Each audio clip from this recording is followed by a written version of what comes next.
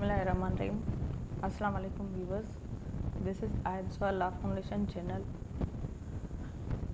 Viewers, जैसा कि हम अपने पाकिस्तान पिनल कोड के लेक्चर्स को सेक्शंस जो हैं उसके उनको छोटे छोटे लेक्चर्स में डिवाइड कर रहे हैं और उनके ऊपर हम अपना काम कर रहे हैं। जो मेरी छोटी सी नॉलेज है वो मैं अब तक पहुंचा रही हूँ और इससे आपका भी फ़ायदा है, मेरा भी फ़ायदा है कि नॉलेज बढ़ती है। ठीक है, तो हम अपने इस सिलसिले को आगे बढ़ाते हुए एक और न्यू सेक्शन पढ़ेंगे। जो सेक्शन नंबर है, हमने 42 सेक्शंस पाकिस्तान पिनल कोड के कंप्लीट कर दिए हैं। अब हम पढ़ रहे हैं सेक्शन 43, जिसका टाइटल है इलीगल। यानी जो 43 सेक्शन है इलीगल, वो क्या है वो हम उसको देखेंगे कि इसमें क्या कहना चाहता है। Now we move towards this section and see the definition of that section, and we are trying to understand this definition according to our knowledge.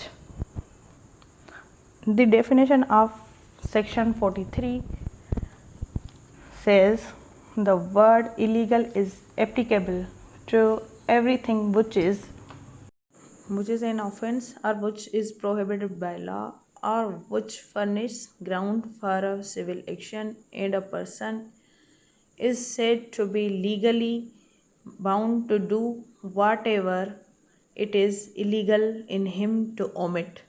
अब इसकी जो डेफिनेशन है उसकी माना ये है कि कोई भी बंदा जो कि ऑफेंस करे, गैर कानूनी, ठीक है, जो वर्ड है ना यहाँ पे इलीगल, उसकी माने ये है गैर कानूनी, कि वो कोई भी चीज़ जो कि एप्लीकेबल हो कोई भी करने के लिए, कि वो एक ऑफेंस है जो कि प्रोहिबिटेड बाय लॉ है, या फिर वो तर्क करता है कोई भी ग्राउंड, ठीक है, उसको मना किया गया है लॉ की तरफ से, या फिर वो तर्क करे कोई भी ग्राउंड जो कि एक दीवानी एक्शन है। दीवानी एक्शन की माने है कि ऐसा एक्शन जो खून रेजी के अलावा कमिट किया जाए, यानी गैर कानूनी काम किया जाए खून रेजी के अलावा, किसी कोई पर्सन जो कि लीगली बाउंड टू डू है, यानी उस पर ये जिम्मेदारी आयद होती है कि वो चीज़ वो करे,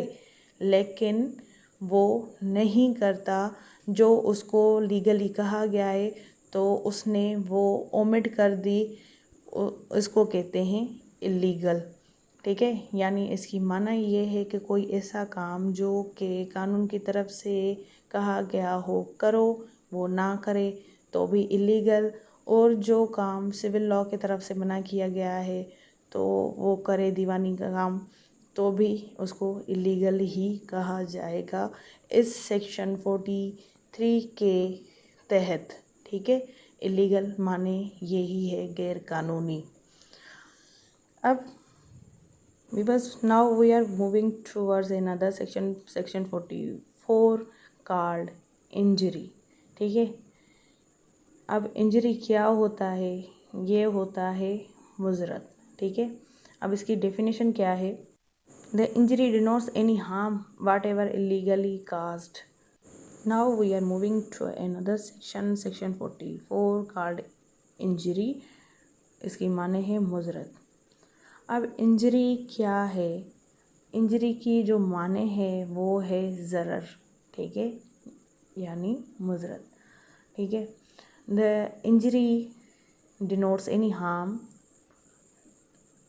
यहाँ तक इसको समझते हैं।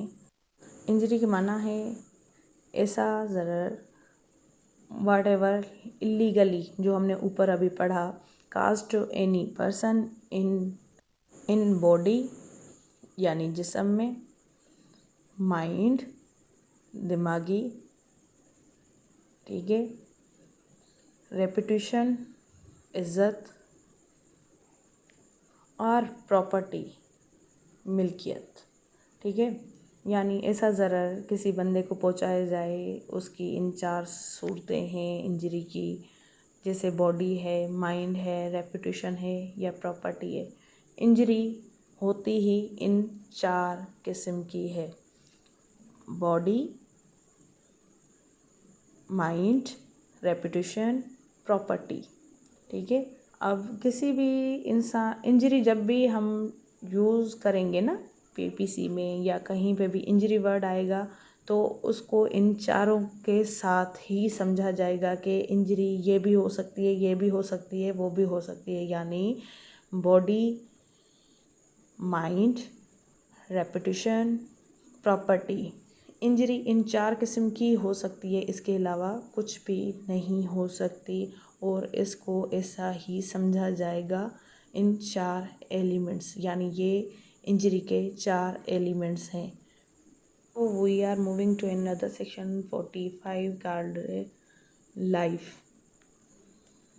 What is meaning of life is said to be the word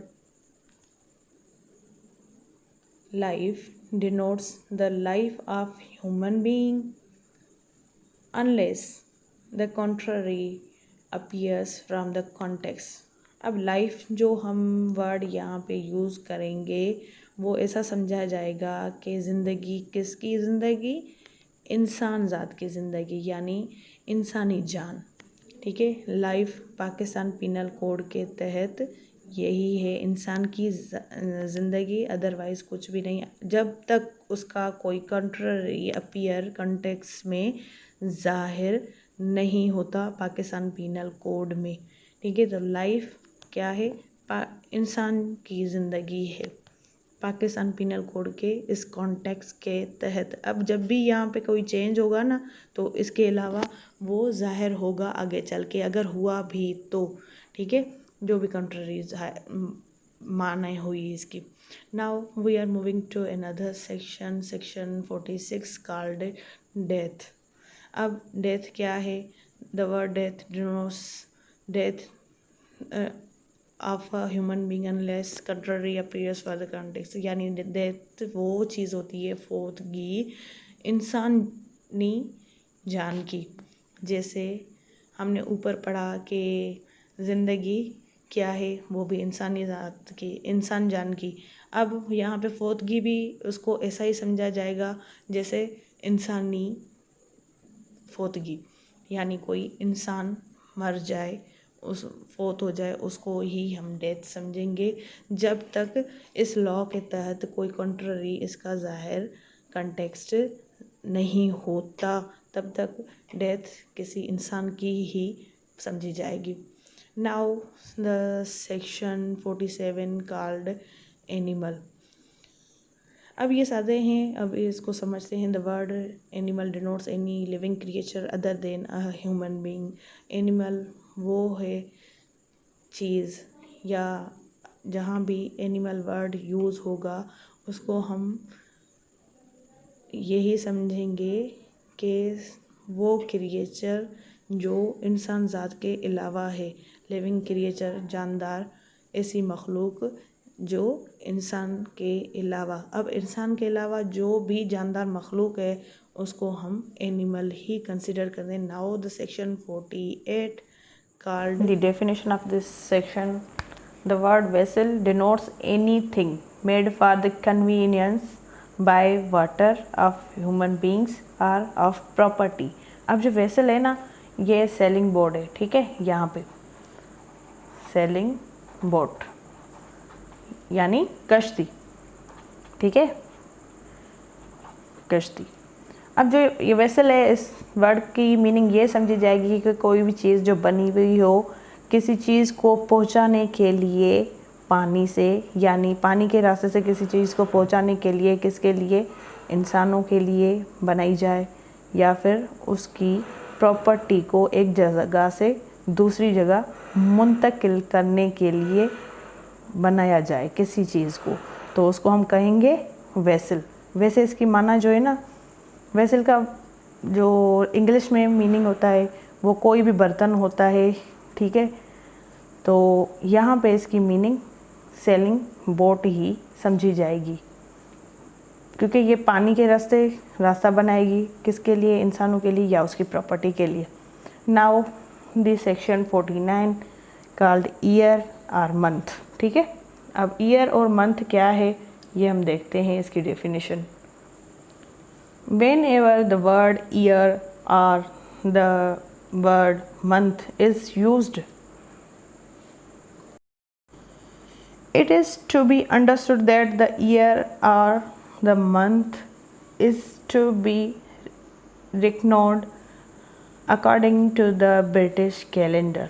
ठीक है, जब भी कभी वर्ड ईयर यूज़ किया जाए या फिर मंथ, ठीक है, ईयर यूज़ किया जाए या फिर मंथ, तो उसको ऐसा समझा जाएगा कि ईयर जो है या फिर मंथ वो ब्रिटिश कैलेंडर के हिसाब से जो भी चीज़ मेंशन है, यानी ईयर ये हो सकता है 2024 या फिर अप्रैल। ठीक है, अब इसको हम यही मीनिंग लेंगे। फिर जो कोर्ट के मामलात में जो भी डेट्स वगैरह दी जाएंगे वो ज़ाहिरी बात है इनसे डिफरेंट होंगी, लेकिन ये एग्जाम्पल है। ठीक है, ईयर की मीनिंग है साल और मंथ की मीनिंग है माह। Now we are heading towards section 50 of Pakistan Penal Code। Title also is section, so the word section denotes one of those portions of chapter of this code which are distinguished by prefix, numerical या numeral figures। ठीक है, अब section क्या है इस code के तहत? Section वो चीज़ है जो कोई एक हिस्से में यूज़ की जाए कि चैप्टर के में इस कोड में जो डिफरेंट करे या फिर अलग दिखाए कोई न्यूमेरिकल फिगर शुरुआत में ही, यानी उसको एक ख़ास नंबर दिया जाए पहचान के लिए, ख़ास नंबर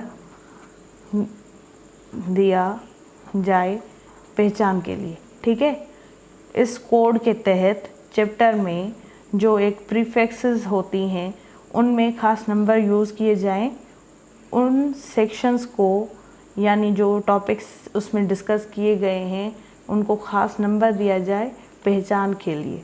ठीक है, देन नाउ सेक्शन 51 ओथ।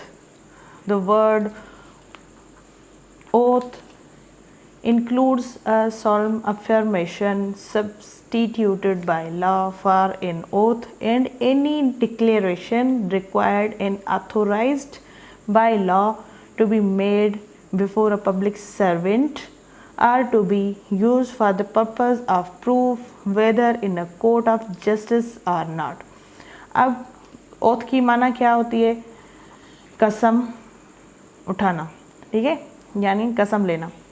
अब जो कसम है ना, इसमें वो चीज़ होती है जो अफर्म की जाए।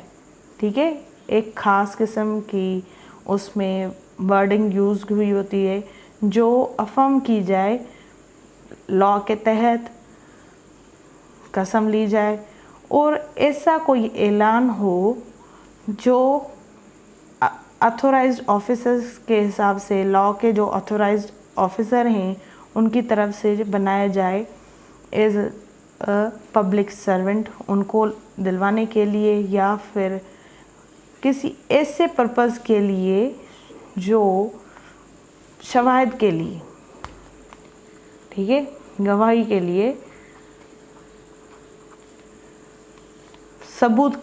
सबूत या गवाही के लिए पेश किए जाएं। ठीक है, चाहे वो कोर्ट में हो या ना हो। यानी कसम वो चीज़ हैं जो कोई एक ख़ास किस्म की अफर्मेशन लॉ की तरफ से यूज़ की जाए और कोई ऐसा ऐलान जो पब्लिक सर्वेंट के लिए हो वो कसम उठाए और उनके तहत वो काम करना चाहे। यानी इसमें उस बंदे से ये कसम ली जाती है कि आप अपना वर्क जो भी है वो कैसे परफॉर्म करेंगे, ये एक इस्लामिक कॉन्सेप्ट है, ठीक है। ओथ लेना, तो ओथ हम जब कोई भी बंदा गवाही देने जाता है तो भी उससे कसम ली जाती है, ठीक है।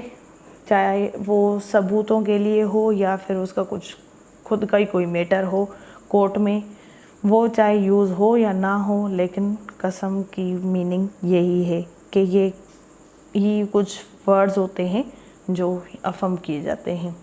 उसके बाद है सेक्शन 52 गुड फेथ। अब गुड फेथ क्या है? ये है नेक नियति, ठीक है। अब नेक नियति कैसे इसको डिफ़ाइन किया गया है लॉ में, वो हम इसकी डेफिनेशन पढ़ेंगे तभी हमें समझ आएगी। Nothing is said to be done or believed in good faith which is done or believed without due care and attention। नेक नियति की माना ये होगी कि कोई भी चीज़ ऐसी नहीं समझी जाएगी या उस पर यकीन नहीं किया जाएगा कि वो चीज़ नेक नियति के बिना पर की गई हो, कोई भी एक्शन जो ये यकीन रखा जाए कि उसमें पूरा एहतियात किया गया और उसको पूरी तवज्जो के साथ रखा गया, ठीक है। उसके अलावा कोई भी चीज़ गुड फेथ में नहीं आती। ऐसी चीज़ गुड फेथ में आती है जिसका पूरा पूरा एहतियात से ख्याल रखा जाए और उसकी तवज्जो दी जाए। अगर फिर भी कोई एक्ट डन होता है तो उसको हम कहेंगे कि ये गुड फेथ में है। अगर आप ये दोनों एलिमेंट मिस करते हैं तो फिर ये गुड फेथ नहीं है। कोई भी काम करने के लिए ये दोनों चीज़ें लाजमी हैं, ठीक है। अगर आप सही काम कर रहे हैं तो इसमें ये गुड फेथ ज़ाहिर होना ज़रूरी है। जैसे एक डॉक्टर है, ठीक है, वो किसी मरीज़ की ऑपरेशन करता है, ठीक है, बी की। अब यहाँ पे ये जो मरीज़ है बी, खुदा न खासा इसको कुछ हो जाए और इसकी मौत वाक़या हो जाए। अब डॉक्टर ने जो भी किया विथ ड्यू केयर किया और अटेंशन के साथ किया। अब वो मर गया तो उसमें कोई डॉक्टर की गलती नहीं है। हाँ, अगर इसमें कोई डॉक्टर की ओमिशन ज़ाहिर होती है तो हम इसको कहेंगे कि ये जो डॉक्टर ने एक्ट परफॉर्म किया वो विदाउट ड्यू केयर और अटेंशन था, इसीलिए ये गुड फेथ में नहीं आता, ठीक है। सादा सी मिसाल ये है। अब जब आपकी इसकी यूसेज पढ़ेंगे और इसकी दूसरे मिसाल देखेंगे तो आपको वो बेहतर से बेहतर समझ में आएगा। बहरहाल ये मैंने आपको छोटी सी मिसाल दी है इसकी कि डॉक्टर जो भी अपना करता है वो गुड फेथ में करता है, अदरवाइज़ कुछ भी नहीं करता। हाँ, वो बात अलग है, कोई डॉक्टर कभी कभी रेयर केस में उससे गफलत हो जाती है, लेकिन उसका पूरा ध्यान होता है कि वो अपना काम अच्छे से परफॉर्म करे। Now section 52A। अब ये जो सेक्शन 52 है इसका ए भी है जिसकी माने है हार्बर, ठीक है। अब हार्बर क्या है देखते हैं। Except section 157 and 130 in the case which harbour is given by the wife और husband of the person harboured. अब इसकी The word harbor includes the supplying a person with shelter, food, drink, money, clothes, arms, ammunition, or means of conveyance, or assisting a person by any means, whether the same kind as those enumerated in this section or not, to evade apprehension। अब harbour की जो माने हैं, पहले तो ये समझेंगे कि हार्बर है क्या। हार्बर वो बंदा है जो पनाह दे, ठीक है। अब पनाह वो किसको दे रहा है वो हम देखेंगे इसकी डेफिनेशन को, जो यहाँ पे आधी मेंशन है, आधी आपको मैं ज़बानी बता देती हूँ कि हार्बर वो बंदा है जो किसी ऐसे बंदे को पनाह दे एक्सेप्ट इन दो सेक्शंस की, ठीक है, 157 एंड 130। या फिर हार्बर वो बंदा जो पनाह दे अपनी वाइफ को या वाइफ दे अपने हस्बैंड को, ठीक है। ये हार्बर में नहीं आएगा कि बीवी ने अपने शोहर को पनाह दी, चाहे वो ऑफेंडर हो या ना हो, या फिर हस्बैंड ने अपनी वाइफ को दी, तो ये हार्बर में नहीं आता। और ये जो दो सेक्शन हैं 157 और 130, इनके अलावा हार्बर में वो चीज़ें इंक्लूड हैं कि किसी बंदे को शेल्टर दिया, ठीक है, पहली बात शेल्टर दिया यानी घर में रखा, फिर उसको फूड दिया, खाना दिया, फिर उस बंदे को पानी दिए, पैसा दिया, कपड़े दिए, हथियार दिए और बारूद वगैरह जो गोलियां हैं, इम्यूनेशन वो दिए, ट्रांसपोर्ट दिए, मीन्स ऑफ कन्वेंस ट्रांसपोर्ट दिया, या फिर उस बंदे को असिस्ट किया गया। ऐसे ही जैसे हम उसको यही समझेंगे इस सेक्शन के तहत, उसके अलावा कुछ भी नहीं समझेंगे। वो ऐसे ही ज़ाहिर होगा कि एक बंदा जो एक क्रिमिनल है वो क्या क्या दे रहा है दूसरे बंदे को, जो क्रिमिनल को पनाह दे रहा है, वो पनाह देने वाला उसको फूड प्रोवाइड करता है, खाना देता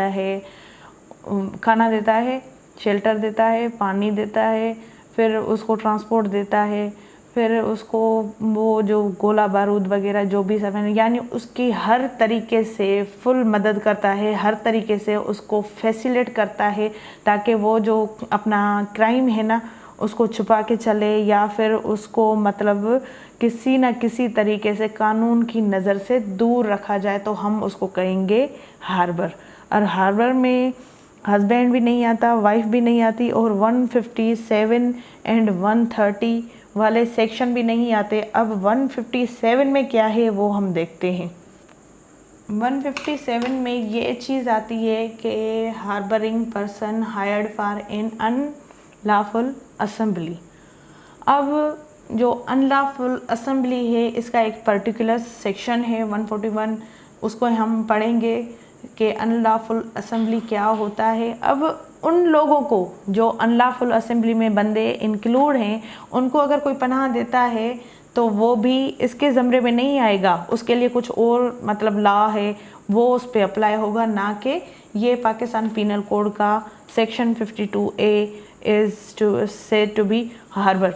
ये हार्बर में नहीं आएगा, ये कुछ और बात हो गई, ठीक है। अब इसका जो 130 सेक्शन है उसमें क्या है कि वो भी मैं आपको बताती हूँ। पहले तो ये था कि 157 में हार्बर वाले वो बंदे जो अनलॉफुल असेंबली के लिए प्लानिंग करते हैं या क्रिएट करते हैं, उससे पहले कोई बंदा उनको पनाह देता है तो वो भी इस सेक्शन 52A में नहीं आता, हस्बैंड भी नहीं आती, वाइफ भी नहीं आती। अब 130 में क्या है वो भी हम देखते हैं।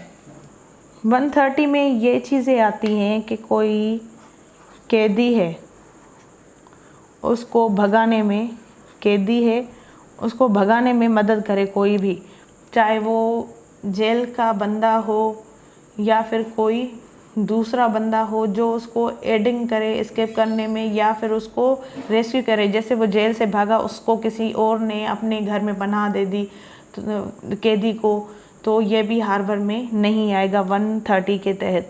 अब 157 में ये था कि अनलॉफुल असेंबली क्रिएट करने वाले को कोई पनाह दे तो वो भी इसमें नहीं आएगा। और 130 में ये है कि कोई कैदी है जेल से भागे या वो भाग गया, उसको कोई रेस्क्यू करे और अपने घर में रखे, तो ये भी हार्बर में नहीं आएगा।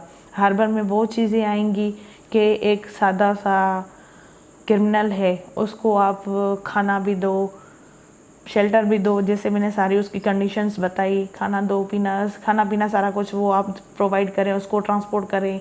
या फिर अगर वो किसी और क्रिमिनल एक्टिविटी में मुलविस है और उसको हथियारों की नीड हो तो आप हथियार भी उसको प्रोवाइड करो कि भाई तू जा, ये अपना काम जारी रख, हम तुम्हारी फुल मदद करते हैं। तो ये भी चीज़ें हार्बर में आती हैं। अदरवाइज़ इनके जो यहाँ पे मैंने मेंशन किए हैं, इनके अलावा बाकी सारे बंदे हार्बर में आ जाते हैं। अनलॉफुल असेंबली वाले और प्रिजनर को रेस्क्यू या फिर एडिंग्स प्रोवाइड करने के लिए कि आप एस्केप हो जाओ जेल से। इनके अलावा हस्बैंड भी हार्बर नहीं है, वाइफ भी हार्बर नहीं है। बाकी इनके अलावा जो भी बंदे हैं वो हार्बर में आते हैं। अल्हम्दुलिल्लाह viewers, we are completing our chapter 2 of Pakistan Penal Code 1860, and we are continue with another chapter, new chapter said to be chapter 3 punishments, जिसका मैंने आपको थोड़ा थोड़ा इंट्रो दिया है। पनिशमेंट क्या है, वो सज़ाओं के बारे में है। अब चैप्टर 3 स्टार्ट होगा हमारा, और वो सेक्शन 53 टू ऑनवर्ड्स 75 तक होगा। ठीक है, चैप्टर 3 जो है वो हमारा होगा 53 टू 75 तक। वो हम अपना लेक्चर नेक्स्ट जब स्टार्ट करेंगे तब इंशाल्लाह में उसके बारे में नॉलेज भी आएगी कि चैप्टर 3 क्या कहता है। और ये जो चैप्टर है ना, ये मोस्ट इम्पोर्टेंट है पाकिस्तान पिनल कोड में। इसके ज़रिए ही पाकिस्तान में जो भी ऑफेंसेस होते हैं उनकी सज़ाएं मुख्तस की जाती हैं, कम की जाती हैं, बढ़ाई जाती हैं, या कौन सी सज़ा देनी है कौन सी नहीं देनी, वो सारा कुछ इस चैप्टर में डिफ़ाइन है। Chapter 3 name punishments, and it starts from 53 section to 75 section. So thank you so much. आप मेरे चैनल को लाइक करें, शेयर करें, सब्सक्राइब करें और इसको ज़्यादा से ज़्यादा शेयर करें ताकि मुझे ज़्यादा आपकी सपोर्ट मिल सके। So thank you so much. Allah हाफ़िज़, अल्लाह निगहबान।